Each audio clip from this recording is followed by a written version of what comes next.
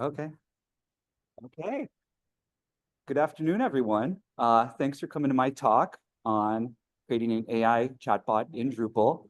I'm really excited about this because a year ago, this was not possible. I will get into a little bit later, but there's a whole ecosystem in Drupal now for AI, and it's just sprung up like in the last 12 months. So I think that's pretty exciting. Let's get into it. Okay, meeting's being recorded. I'm Jordan. I've been working with Drupal for about 19 years. I've done full stack, front end, back end, DevOps, automated testing, all the things. Worked at a lot of different organizations in that amount of time. If you want to follow along, can we get this off the screen? I bet we can. No, that's not helping. Okay, yeah, no, it's doing that. Okay, fine. There's the QR code if you want to follow along. It's also on the Stanford WebCamp website. There's a link to the presentation. If you want to pull out your laptops and follow along, the whole thing might take a little more than 45 minutes for you to try yourself, but I tried to engineer this talk so that you could if you wanted to. So that said, let's talk about some basics. If you're going to do AI in Drupal, there's a few basic things you need to start with. And that's the QR code is just going to hover in the corner there if anybody wants to grab that. So we're going to talk about the basics. We're going to talk about the vendor and model. These are the pieces that you need to put together. You need a vector database that's different from a normal database. I'll explain very briefly how. Then you need an agent. That's the actual, brain. And then you need a chatbot to sort of expose that to your visitors, your website visitors. So these are the pieces we're going to describe. Before I go any farther, any talk on AI has to have caveats. These are mine. The first one is a warning. The AI hallucinates. It'll make stuff up. You can ask it to build you a Drupal module, and it will, but it'll give you the syntax from version 7 instead of version 10. Or you tell it, I'm working in version 11, and it'll tell you, oh no, actually version 11 is not out yet. But yes, it is. It came out a year ago, but the AI doesn't know that necessarily. So the AI hallucinates, it gets things wrong. Point number 2 is related. It can't do math. Basic math like 2 + 2, sure. But if you give it a string of numbers and say, give me the average, it'll probably get it wrong. Why? Because we don't need to get into the technical reasons why, but the basic answer is it's generative AI. All it's doing is regurgitating stuff similar to what it's been given in a way that it thinks you want to see. And then the final caveat is this is not free and open source. Mark talked about this a bit in his talk earlier this morning. In the Drupal world, almost everything is free and open source.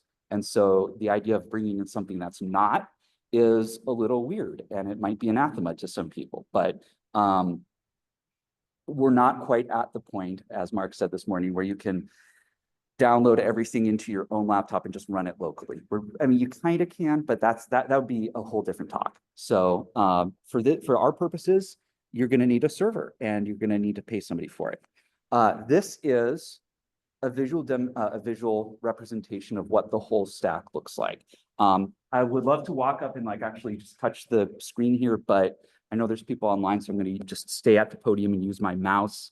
You start with Drupal, right? This standard CMS that hopefully let's see a quick show of hands. How many people here have used Drupal before?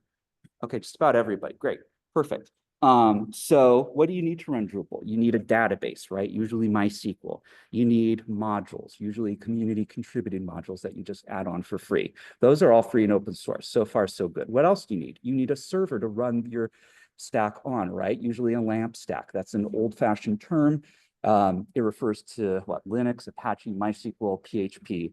Some of those pieces have been replaced over the years, but the point is you need a server somewhere, right? You can do it locally with DDEV. You can do it in the cloud with Pantheon, DigitalOcean, AWS, GCP. There's a lot of options for that, right? But you need something. Okay, so far so good. This is all pretty typical. What else do you need? I mentioned this before, and I'm going to bring it up again later. You need a vector database. I've chosen a vendor for that called Pinecone. There's many out there. Pinecone's a popular one. That's the only reason I chose it. And we're going to get into choice in a little bit later too. But the point is you need a vector database that's going to get added on. The other thing you need is an agent. I've chosen GPT-4o, which is from OpenAI. You could use Claude, you could use Gemini. There's a bunch of options out there.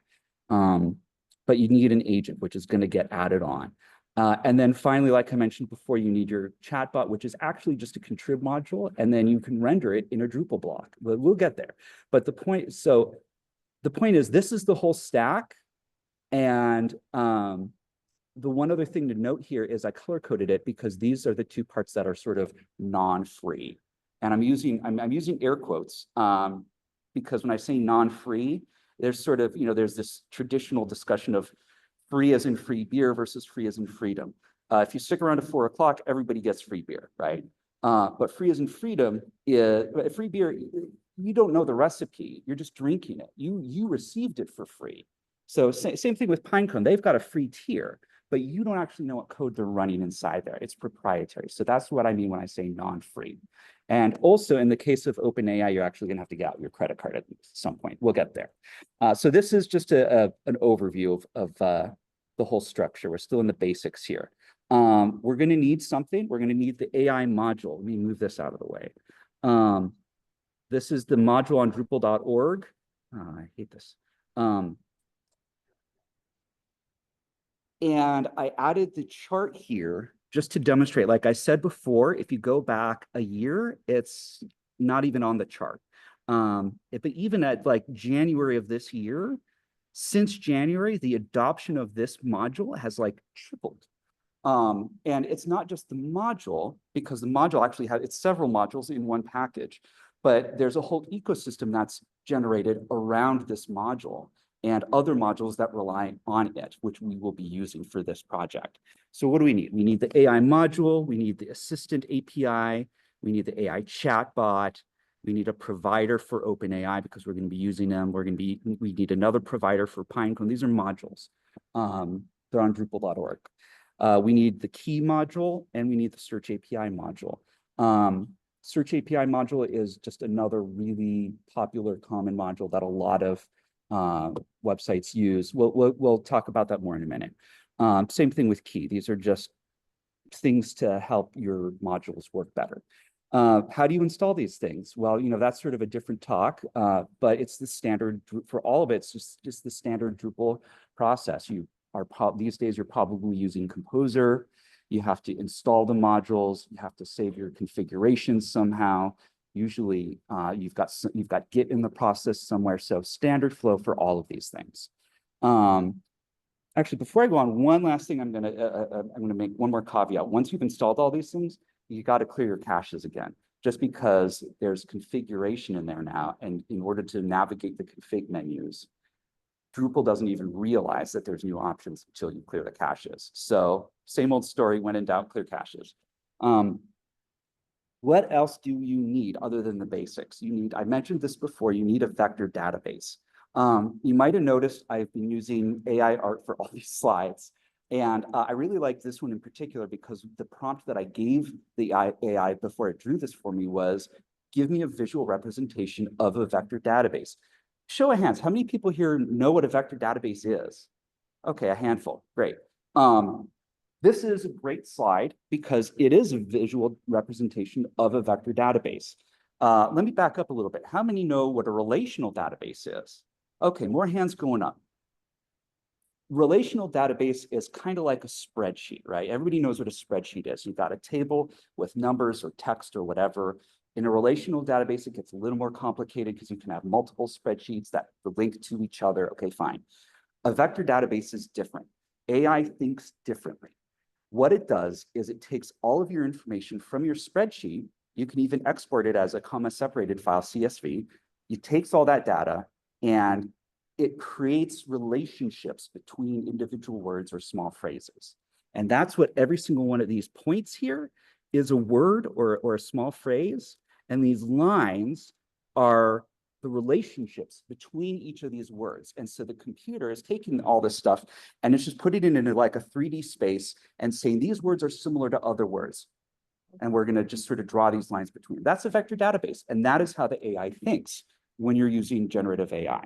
That's a big generalization. And I'm sure that there are exceptions and clarifications and whatnot. But so take that with a grain of salt. But what you need is a vector database. This is how the AI is going to access your information. So I chose the vendor Pinecone.io. Like I mentioned before, there are others out there. This isn't really an endorsement, kind of is though, because it works for me. Also, they have a free tier, which is great. But you need to get an API key from them, and you need to set up an empty index. I'm not doing a live, actually, I can do a live demo. No, John's shaking his head, don't do a live demo. Yeah, I will, yeah, I know, it's camp. I will at the end, but I'm saving it for now. I have screenshots. So this is the Pinecone interface. It's all web. You don't need console. You don't need to program anything. Click on it where it says API keys, create an API key. What else? Then I said you need to create an index. So go on the side here, the little menu, go under indexes, create a new one, you give it a name. This is a trick right here. This part will get you, which is why I took a screenshot of this and gave it a number. Embedding. This is the way by which the AI thinks about your data as it's putting it in the vector database. And you need to make sure that your embedding strategy matches what you set up later on your website. So what did I choose here? I chose text embedding 3 large, which is a model from OpenAI. And basically, when it loads stuff into the database, that's how it's going to do it, basically. That's about all you need. I mean, there's other options here. You don't really need to worry about any of them. There's a create index button at the bottom. You click it, and then you have your database on Pinecone. Great. Now we need to get all the data from our Drupal site into Pinecone. How do we do that? I apologize for this slide. There's a lot of text here. The short answer is you configure the module, right? There's a Drupal module. I already told you which one on the earlier slide. You install it, you turn it on. Now it's available in Drupal. Here are some screenshots. Here's the path. If you forgot to clear caches and the menu item doesn't show up, that's the path, which happens to me more than once. What else do you need? You need to add a key using the key module. That's just configuration. I don't have a screenshot of the key module. If you're not familiar with it, it's not hard to learn. Yes, question.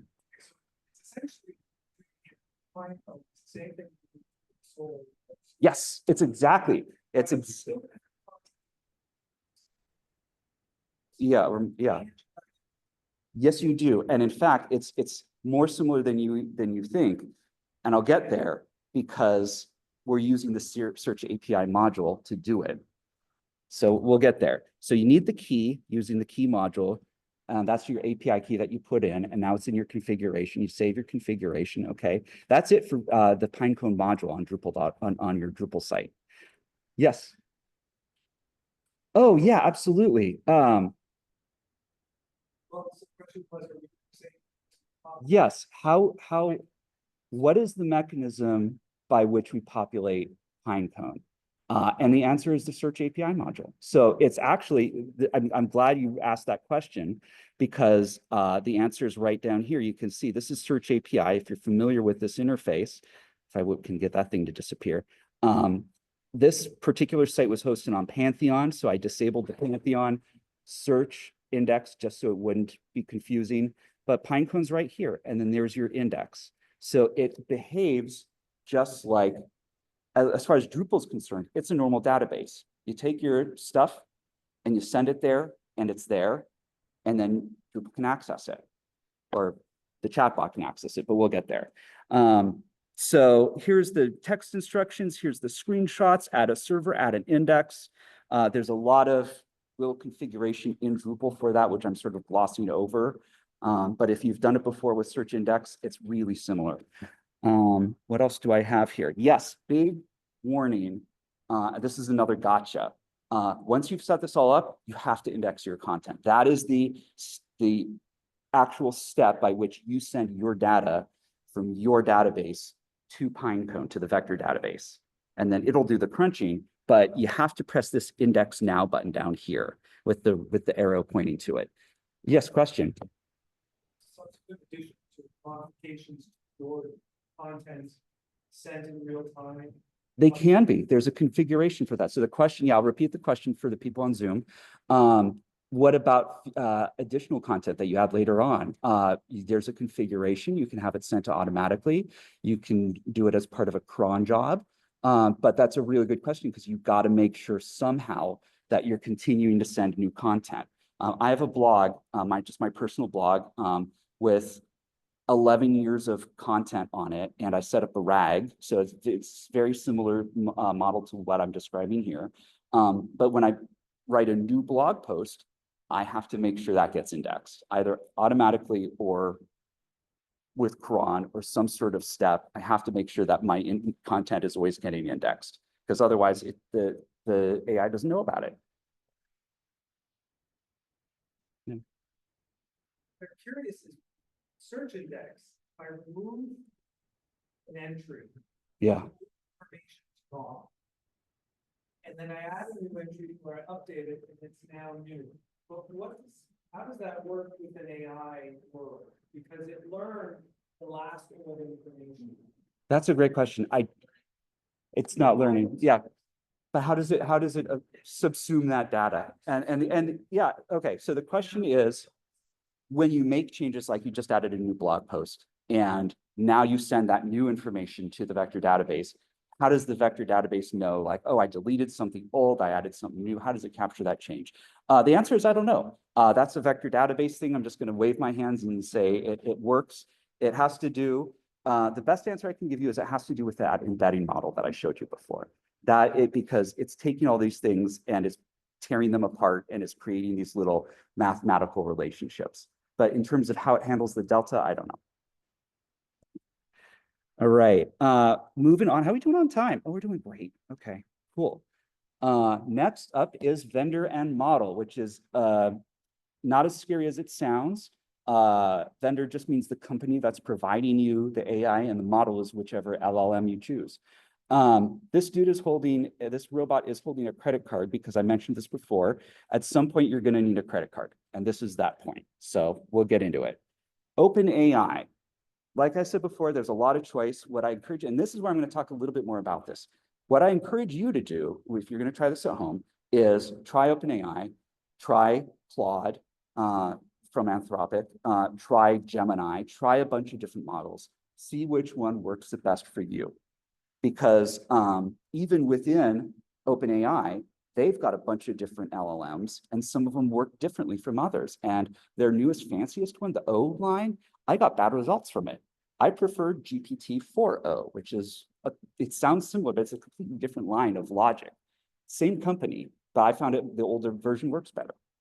So your mileage may vary. And in my opinion, it's just a philosophical thing. The best way to find out which is the best option is to try them all yourself. But for me, yes, and set spending limits. That's a great advice too. So you need to register, you need to provide a credit card, you need to get an API key. That's it. That's what you need to do with OpenAI. I do have, speaking of spending limits, that's a great point because I've got the screenshot here. I mean, again, this isn't in production. This is just me running experiments. I have a warning set at $10. I think in the last 6 months, I've hit that once. So every month that I'm doing this is a live production website. It's small, but you know, it's low traffic, but my budget for this is under $10 a month. You know, people talk about, oh, Claude has a paid thing with $15 a month. Forget that. Give them your credit card, get an API key, set it up yourself. You don't have to use their stupid web interface. No, I shouldn't say stupid. It's a lovely web interface, but they're charging you a lot more for the fact that they set it all up for you. You set it up yourself and you're going to be saving a ton of money. I do, like, just as an aside, I love using AI to draw pictures for my friends. Like when we're doing D&D, I'll illustrate the scene and then send that out on WhatsApp, right? I use the API key to do that. And I've never gone, like I said, once I went above $10 a month. It's way cheaper if you do it this way. Okay, rant over. Get an API key. This is what it looks like in openai.com to get an API key. It's very similar. You go to your dashboard. There's a menu on the side. The bottom one is API keys. Click create new secret key. Give it a name. Click the create button, and that's it. Now, one trick, if you haven't done this before, they'll give you the key once and only once ever. You got to copy it that one time, write it down, in your code or using the key module or somewhere safe, because once they've shown it to you once, they will never show it to you again, because that's a secret key. That is how you access their servers, right? So make sure you write that down, just a tip. That's it for setting up OpenAI and Pinecone to support what you're doing. The next step is to create the agent. Like I said before, this is the brain that actually thinks about things, and it's got to run somewhere. So here we go. Another page with a lot of text. I apologize again, but it's not as bad as it looks. It's admin. It's Drupal admin. You go to the admin page. It's in configuration under AI, and you add an AI assistant. You give it a label. You give it instructions. Down here, this checkbox, enable RAG. You want to check that. That's important. RAG stands for Retrieval Augmented Generation. And that's basically what we're doing. We are building an AI that can take this information from a blog or whatever, knowledge base, and then regurgitate it to a user when they're asked a question. So I said before, no code required. And we're going right up to that line, but we're not crossing it because none of this is code. What you have to write here in the instructions is plain English. Unlike traditional coding, the AI understands plain English. So that's a key difference. What else? You got to choose your AI provider in this configuration. I chose OpenAI. You choose your model, which we talked about before. I chose GPT-4o. That's about it. I mean, there's a bunch of other stuff down here that you can worry about if you want to, but you don't have to. The truth is you want to sort of revisit it and play with it at some point. That's called fine tuning. We'll talk about that in a minute. But most of this stuff, you can just gloss right over and click the save button. Okay, fine tuning. What is it? It's important. If you don't do fine tuning and you just say like, the instructions you're giving the chatbot are, you're a chatbot, please answer questions. You'll get, and your users start asking questions, you're going to get answers like this. Jordan doesn't know how to make an old fashioned. That's a cocktail. It's my favorite cocktail. I promise you, I know how to make an old fashioned. Jordan doesn't know what a website is. Oh, for goodness sake. Of course I do. Bad fine tuning. I took the same AI chatbot, I fine tuned it, and I got this result. What's a website? Well, I never actually specifically defined the word website in my text, but I talk a lot about websites. And so the AI with a little bit of fine tuning says, well, I'm going to change the subject and bring up what's the importance of having a website. What kind of websites can you have? These are things it does know about. So that's part of the fine tuning was I said, if you can't answer the question directly, suggest something related. And so that's what it's doing here. That's fine tuning. What does my fine-tuned prompt look like? This is the fine-tuned prompt. It's not a great prompt. It's a mediocre prompt. Answer the question based on the context. And if you can't, suggest something similar, try to cite sources. Okay, great. What else could we add to that? We could add something saying, don't provide legal advice, don't provide medical advice.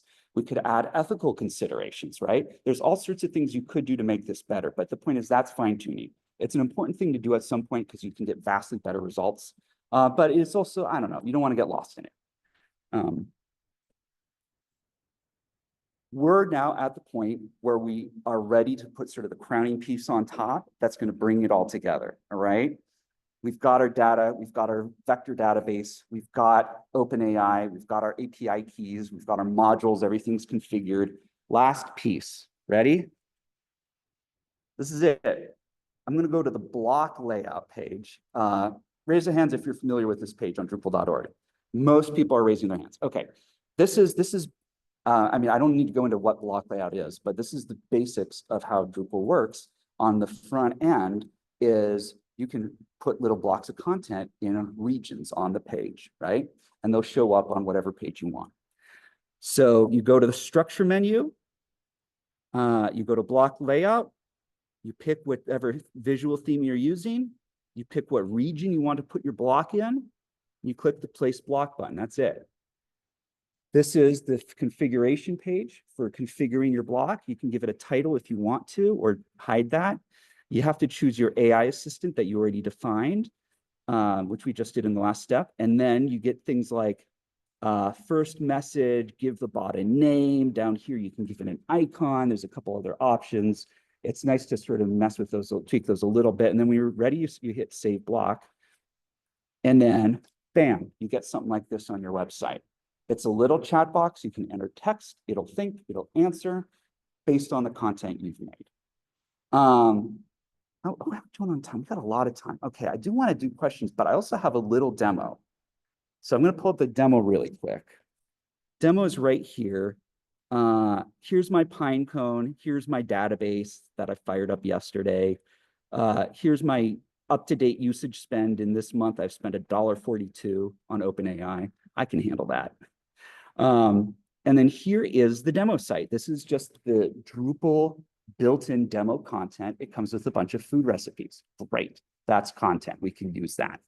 I've got my little chatbot in the corner here. It's kind of hidden by Zoom windows, which drives me nuts. I didn't rename it, so it just says Deep Chat Chatbot. Okay, great. Can I recommend a recipe? What kind of recipes do we like? What kind of food do we like? Shout something out. Pizza. All right. Can you give me a pizza? I didn't spell recipe correctly. Okay, it's going to think about it. I've already transferred all the data to the vector database. So it's crunched in, it's done those calculations. Here you go. The formatting is lousy. It's not picking up the markdown. Never use Markdown, use HTML always as your output. Love it. I love it. You guys want to try that right now? All right, we can go in and we can never use Markdown, use HTML. All right, let's try that. The rest of that we're going to leave. All right, a little bit of fine tuning. Go back to the home page. Okay. Another food. What do we like?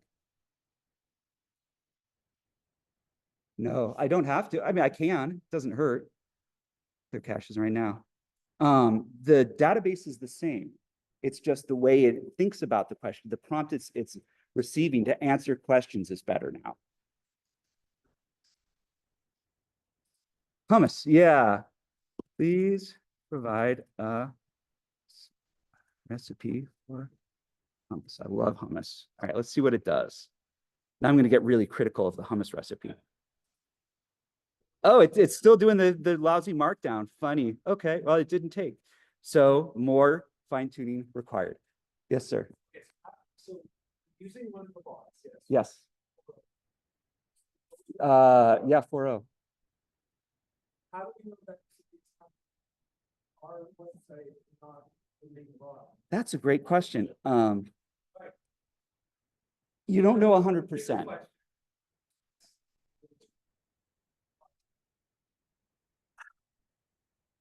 You have to look at the content. You have to make a judgment call. So when I set this up I can pull up my own website. It's headless, which is why I didn't want to use my own website, because it adds another layer of complexity. Because it's headless and it doesn't use the built-in Drupal modules, and coding was required for that. But if I ask it a question of my content and it doesn't know the answer, it just says, I don't know, or it redirects me. So in this case, if it's giving me a straight answer, it's because it probably has the answer right here, but not necessarily. Yeah. Just say, I don't know. Tell me to say that there's no results or something, you know. Or maybe with these new thinking models, we'll have the ability to have a tab that shows the thinking that went into the answer, and then you can go click on Yes. it. So tell you about these vectors from the local database and these vectors from the. Yes. So for those listening in on Zoom, point Andre made, which is a great one, is that as this evolves, you can ask it to show its logic, show its thinking, cite sources. It can tell you where it got the information from. And yes, with fine tuning, you can absolutely tell it, If the answer is not in this local context, just say, I don't know. Don't look at other sources. So that's something else that I could do to improve the fine tuning.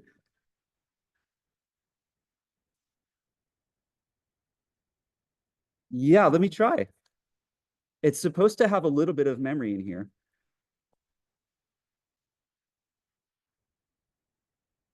Let's see, what was the source for the last recipe? Let's see, it's thinking here.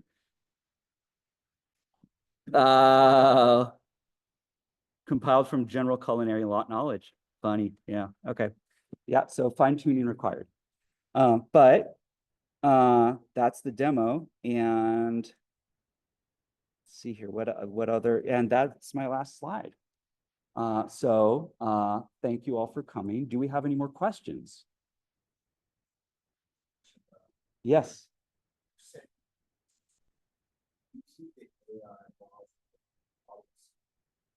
Through AI to generate the embeddings, or does it print the embeddings themselves and render the same? That's a great question. I'll repeat it for Zoom. When we send the data to Pinecone, who does the number crunching for that? Who does the embedding? And the answer is Pinecone does. And I can show you that because it's in the configuration. No, it's not. It's not showing me. I have to start a new one. If I can do that right here. Right here, you're picking, oh, don't do that. You're picking which embedding model you want. And the one that I like is this one, just because I've used it before and it's seems to work pretty well.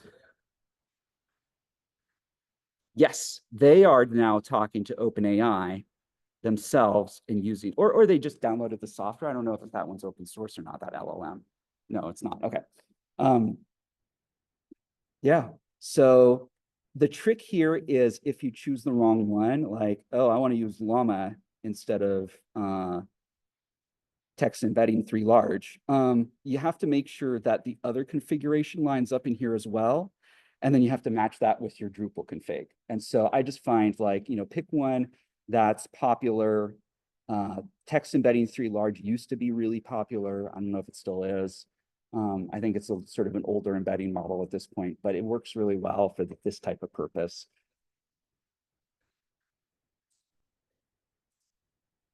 I don't know. I've never tried. Probably not, because it usually relies on like words or phrases. And it says this sort of semantic connection between things. So I don't know if it could do that with an image. Also, remember, I promised no coding, so that means we're stuck with just what's in the contrib module. So the contrib module will give you this beautiful little pop-up chatbot in the corner with some nice styling. Of course, you can restyle that for your own website. But there's no upload button here. So if you want to like give it a picture and ask it to edit the picture for you, which is something AI can do, this AI has not been programmed for that. Just the interface hasn't been. Yes, please provide me a recipe with a picture. Yeah, you would have to tell it to dig that out, and that would be fine tuning or even programming or something. Something else this can't do is it can't pick different agents. So a smarter AI, you could tell it like, summarize Play-Doh for me, and it would, and then tell it, draw me a picture, and it'll do that too. But that's actually a different model it's using. And so when you ask it a question, it has to decide which model to answer with. This AI that we've built today doesn't do that. It's not that smart. You pick one model, one LLM, and it just uses that. So if I want to do pictures, this particular model won't do that. I would have to set up a different bot to do pictures. So yeah, there's some limitations, but like I said, we did this no code. I think that's pretty cool. Oh, thank you. And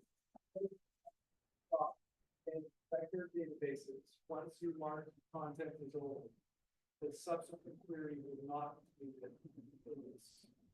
You can mark content as old. Okay. So that might be happening. If you change, if you delete Yeah. records, Yes. So for people listening on Zoom, when you index, should be right in here. There's the button. It knows to mark older entries that are no longer valid as old. The way you would do that in the Drupal interface is just queue all index items for reindexing. In fact, we can do that right now. It takes a minute. Okay, good. 0 out of 38 items indexed. So it's telling you right here with this empty progress bar that it needs to be reindexed. And actually 50 items at once is a lot. I'm just going to do 10 at a time. So this is it. It's taking from the Drupal database right now, and it's uploading it to Pinecone, and then Pinecone is using that OpenAI model to do the embedding on its own servers and then storing it in the vector database. And it is taking a minute. You know, you can't really see it because my screen's too small, but it's actively uploading data right now to the cloud and then getting answers back as it's working. And it's doing it on my own computer because I'm just running DDEV right now. Oh, here we go.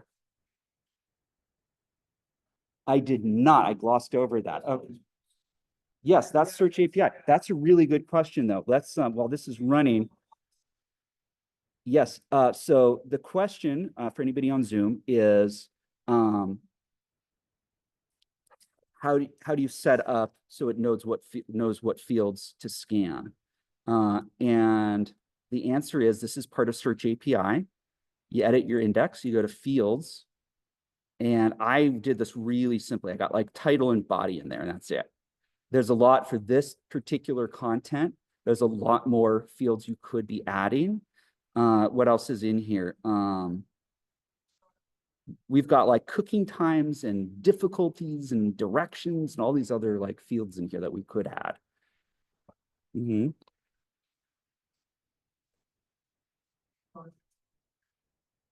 Yes. Okay, yes. Okay, so the question is, what's with these indexing options here?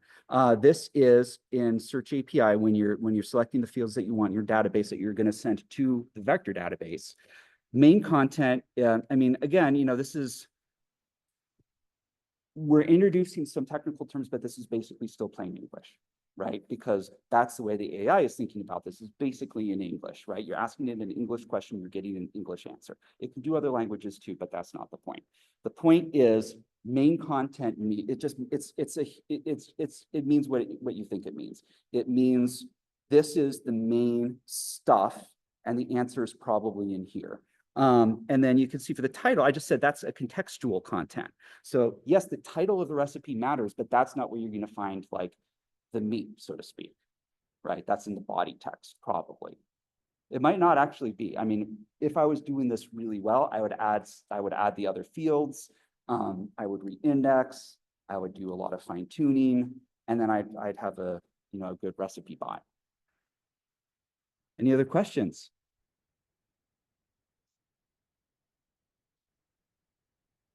All right.